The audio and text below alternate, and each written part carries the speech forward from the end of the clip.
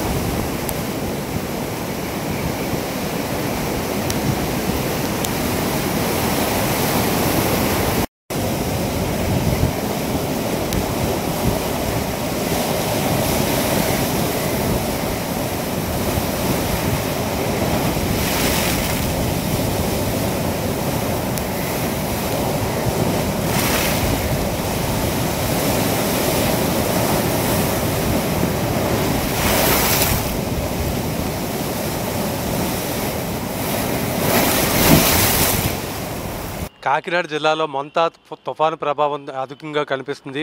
సముద్రంలో వాతావరణం ఒక్కసారిగా మారిపోయింది.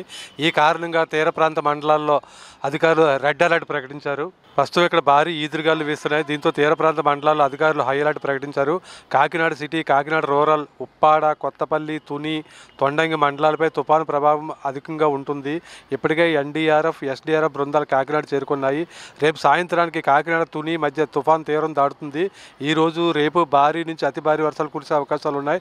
జిల్లా వ్యాప్తంగా అధికారులు ఇప్పటికే 269 పునరావాస కేంద్రాలు ఏర్పాటు చేశారు. మొంతా తుఫాను ప్రభావంతో కాకినాడ తీరానికి ఉప్పెన అవకాశం పొంచి ఉందని విశాఖ తుఫాను హెచ్చరికల కేంద్రం వెల్లడించింది.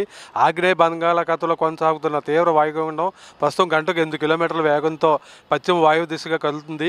ఆగ్నేయ దిశలో విశాఖపట్నానికి 700 కిలోమీటర్లు, కాకినాడకు 780 కిలోమీటర్ల తీవ్రంలో కేంద్రీకృతమై ఉంది. తుఫాను కారణంగా కాకినాడ జిల్లాలో ఎటువంటి ఆస్తి ప్రాణ నష్టం సంభవించకుండా అధికారులు చర్యలు తీసుకోవాలని కలెక్టర్ ఆదేశాలు జారీ చేశారు. ఇందులో భాగంగానే 100 మంది గజయితగాలు, 70 బోట్లను జిల్లా యంత్రాంగం సిద్ధం చేసింది. కాకినాడ జిల్లా కలెక్టరేట్లో జరిగిన సమీక్ష సమావేశంలో రాష్ట్ర మున్సిపల్ పట్టణాభివృద్ధి శాఖ మంత్రి నారాయణ గారు పాల్గొన్నారు. ఆయన మంత్రి అధికారులకు, జిల్లా కలెక్టర్కు తుఫాను సహాయ చర్యల మీద వివరాలు అడిగి తెలుసుకొని సమీక్షించారు. ఈ కార్యక్రమంలో కాకినాడ జిల్లా అధికారులు, ప్రజాప్రతినిధులు పాల్గొన్నారు. Wow to studio. మొంతా తుఫాను హెచ్చరిక.